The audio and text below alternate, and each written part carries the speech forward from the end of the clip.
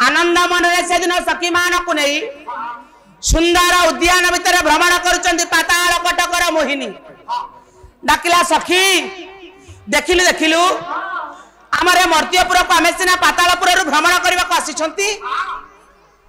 मो पातालपुर गोटे अपूर्व सुंदर राजकुमार ये राजकुमार जनक किए ये देखु आज्ञा पाताल कटकर नागराजा झील मोहिनी सखी मान को नहीं आसी मर्त्य कटक भ्रमण करने ये श्वेत वाहन को ऊपर दृष्टि पड़गला मोहिनीर डाकिदेले सखिल ये तो आम मर्त्यपुर कौन सी मानव नुहति तेले युवक किए ये जमिति स्वर्ग सतर स्वर्गपुर ले आसी देखे देखे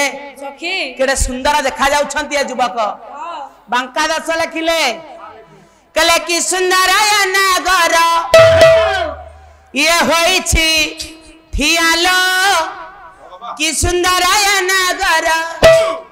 रूप दिसु अछि जन्हे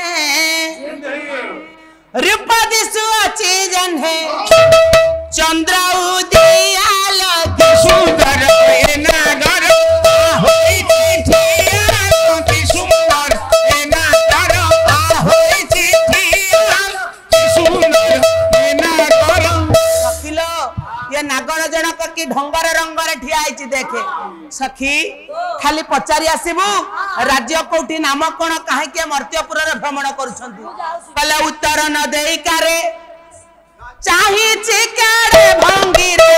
उत्तर न देई कारे चाहि छि केड़े भंगी रे पसीना जतन करी पसीना जतन करी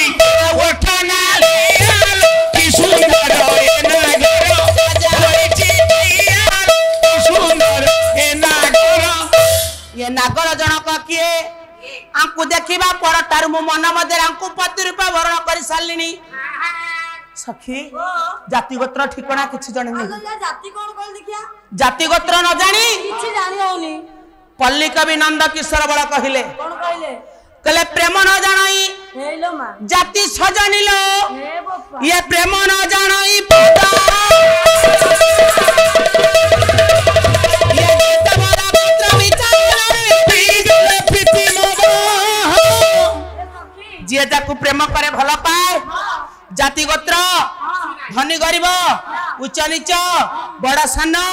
सखी से किछि देखे ना लो ए सखी मुको मन मध्य भल पाई सारी तमे की कथा कहू तांको जाति गोत्र मते किछि मिलिबनी तमे ता जाति गोत्र न जाई ता खाली पचार आको राज्यटा कोठी आको नामटा कोन किछि न जानि तमे भल पाई बसिलानी सखी माने पहुंची गले हां डाकिले हे युवराज युवक कोन हला तम घर कोठी कोन डायरेक्ट आसे हम घर पचार छ तम कोन मिलिबो आउ कोन तमे रुआ कोठी